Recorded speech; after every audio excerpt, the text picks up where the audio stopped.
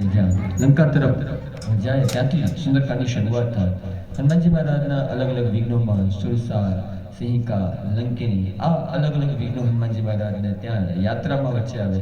ત્યાં સુરસા છે કે જેને બળથી જીતી ના શકાય, જ્યાં પ્રેમથી જીતી શકાય ત્યાં હનુમાનજી મહારાજ પ્રેમથી જીતે છે. સિંહિકા અને લંકિની છે જ્યાં બળથી જીતી શકાય, હનુમાનજી મહારાજ ત્યાં ન્યાય આપીને લંકા તરફ પ્રયાણ કરે, લંકામાં પ્રવેશ કરે, ત્યાં વિભીષણની મૈત્રી થાય. વિભીષણ પાસે હનુમાનજી મહારાજનો સંવાદ છે સુંદર મજાનો. ત્યાંથી સમાચાર મળે કે માતાજી ક્યાં હશે. તો અશોક વાટિકામાં વૃક્ષની નીચે હનુમાનજી મહારાજને ત્યાં જવા તરફની યાત્રા તરફ વિભીષણ દોરે. હનુમાનજી મહારાજ ત્યાંથી યાત્રા શરૂઆત કરે. અશોક વાટિકામાં જ્યાં હનુમાનજી મહારાજ પ્રવેશ કરે ત્યાં માતાજીના અને રાવણનો સંવાદ છે. રાવણ શામ દામ દંડ ભેદ ત્રણ પ્રકારે પ્રયત્ન કરે સીતા માતાને સમજાવવાનો, ડરાવવાનો, પણ ક્યાંય માતાજી સાંભળે નહીં. અને અંતમાં હનુમાનજી મહારાજ પોતાની ઓળખ આપે, માતાજીને ધીરજ આપે, પ્રભુની કૃપાનું વર્ણન કરે, પ્રભુની દયાનું વર્ણન કરે અને જ્ઞાન સાથે ધીરજ સાથે થોડોક સમય રાહ જોવા માટે કહે. એ બાદ અશોક વાટિકામાં હનુમાનજી મહારાજ ફળ ખાવાના બહાને અશોક વાટિકા ઉજાડે. અશોક વાટિકા ઉજાડે ત્યાં રાવણને એવું સમાચાર મળે કે કોઈ વાનર છે અને વાનરે અહીં ઉત્પાત મચાવે છે અને અશોક વાટિકા ઉજાડી જાય છે. ત્યારે બ્રહ્માસ્ત્રની અંદર હનુમાનજી મહારાજને બાંધીને રાવણના દરબારમાં લાવવામાં આવે.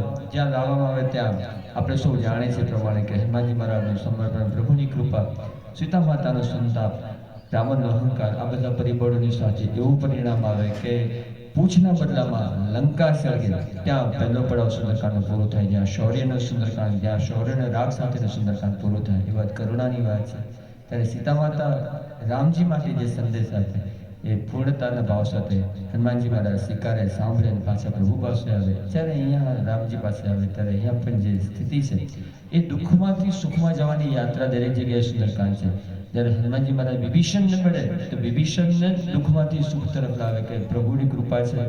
અને જેમ જીભ વચ્ચે દાંત વચ્ચે જેમ જીભ રહે છે અને એ જે સ્થિતિ છે એ સ્થિતિ વિભીષણની હોવા છતાંય પ્રભુની કૃપાથી બધું સરળ થશે, બધું સરસ થશે એવા ભાવ સાથે વિભીષણને ધીરજ આપે. એ રીતે સીતા માતાને જ્યારે હનુમાનજી મહારાજ મળે તો સીતા માતાને પણ ધીરજ આપે. થોડાક સમયમાં થઈ જશે.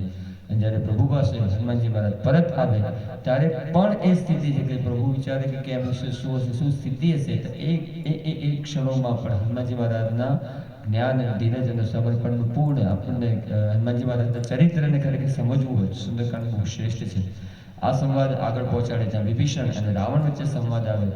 વિભીષણ ઘણો પ્રયત્ન કરે રાવણને સમજાવવાનો.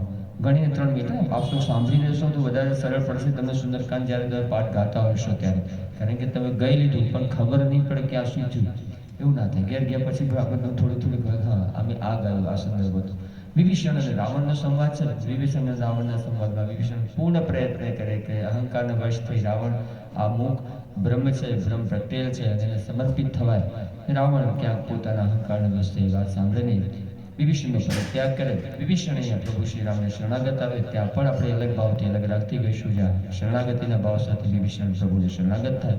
એ બાદ 46 અને 47મા દોહામાં વિભીષણ ગીતા જેને કહેવાય કે હવે સંપૂર્ણ ગીતાનો સાર ખાલી 2 દોહાની અંદર આપે કે જીવ પોતાની સ્થિતિમાં ક્યાં અટવાયો છે, જીવ દુઃખનું મુખ્ય કારણ ક્યાં લઈ આવે છે, અને એ જો સમજવું હોય તો 46 અને 47મા દોહામાં વિભીષણ અને પ્રભુ શ્રી રામ વચ્ચેના સંવાદ વચ્ચે આપણે જાણી શકીએ. વિભીષણ પાસેથી સમાચાર મળે કે લંકા તરફ પ્રયાણ કરીએ, પણ લંકા જ્યારે ઓળંગવાની વાત હોય તો સમુદ્રને કેમ ઓળંગી શકાય ત્યાં વ્યથા આવે. પ્રભુ શ્રી રામ 3 દિવસ સુધી ધ્યાનમગ્ન થઈ દરિયાદેવી પાસે આજીજી કરી રસ્તો માંગે. 3 દિવસ સુધી દરિયાદેવી રસ્તો નથી આપતા. પાછળ લક્ષ્મણજી ક્રોધાયમાન થઈ કે પ્રભુ તમે બ્રહ્મ છો, બ્રહ્મની રીતે ન્યાય કરો, બાળનો સંહાર કરી અને યોગ્ય ન્યાય આપો. જ્યાં પ્રભુ બાળનો સંહાર કરે સમુદ્રદેવ પ્રભુને શરણાગત થાય. શરણાગત થઈને પ્રભુને કંઈક અમારી મર્યાદા છે, મર્યાદાઓ ઓળંગી ના શકું, આમ સરળતાથી કોઈને જવા ના દઈ શકું. તો શું થઈ શકે સરળ? તો નીલ અને નલ આ 2 એન્જિનિયર, આ 2 એવા વાનર છે કે જેના હાથે પથ્થર પણ તરે એવો એમને ઋષિઓનો શ્રાપ છે. અને શ્રાપ આજે શ્રાપના બદલે એ ક્યાંક પ્રભુની કૃપામાં, ક્યાંક પ્રભુના કાર્યમાં મદદગાર થશે એવા ભાવ સાથે નીલ અને નલ જ્યાં સમુદ્રમાં પથ્થર નાખે બધા પથ્થર તરે. ધીરે ધીરે આપણે સૌ જાણીએ છીએ પછી તો રામ નામથી પણ પથ્થર તરે. પ્રભુની કૃપાથી સમગ્ર વાનર સેના લંકા તરફ પ્રયાણ કરે અને જ્યાં લંકા તરફ પહોંચવાની પ્રયત્ન કરે ત્યાં સુંદરકાંડનો પાઠ પૂર્ણ થાય. એ બાદ આગળનો કાંડ લંકાકાંડ છે અને આપણે બધા જાણીએ છીએ કે પછી રાવણનો સંહાર થાય અને આગળ ઉત્તરકાંડ તરફ આગળ સુંદરકાંડ વધે. પણ આ સુંદરકાંડ અહીંયા સુધી પૂરું થાય. સુંદરકાંડ આટલું મહત્વ કેમ આપણને એમ થાય કે કળિયુગના ચિરંજીવ દેવ શ્રી હનુમાનજી મહારાજ અને હનુમાનજી મહારાજની ઉપાસનાનું સર્વશ્રેષ્ઠ પગથિયું છે સુંદરકાંડનું પાઠ. આ એ જગ્યા છે જ્યાં હનુમાનજી મહારાજને આપણે કહીએ ને કળિયુગના ચિરંજીવ દેવ તો અજર અમર ગુણ નિધિ સુત હોહુ કરહુ બહુત ગુણ આયક છો. હનુમાનજી મહારાજને જ્યાં વરદાન આપવામાં આવે કે ત્યાં અજર અમર રહેશો, આ વરદાનની જે જગ્યા છે સુંદરકાંડ, ત્યાંથી હનુમાનજી મહારાજને અતિ પ્રિય પ્રભુ શ્રી રામના વધારે નિકટ થવાના પૂર્ણ આશીર્વાદ જે દરેક જગ્યાએથી જ્યાં મળે છે સુંદરકાંડ. હનુમાનજી મહારાજની આખી યાત્રાને જ્યારે પૂછવામાં આવે કે કોણે કાર્ય કર્યું, પ્રભુ કી કૃપા ભયો સબ કાર્યો, મારા વાલા તમારા કૃપાથી મારું કાર્ય થાય છે. આવો ભાવ સાથે સમગ્ર સુંદરકાંડનો સંવાદ છે. સુંદરકાંડ દરમિયાન એવો પ્રયત્ન કરી એક મોબાઈલ ફોન ખાસ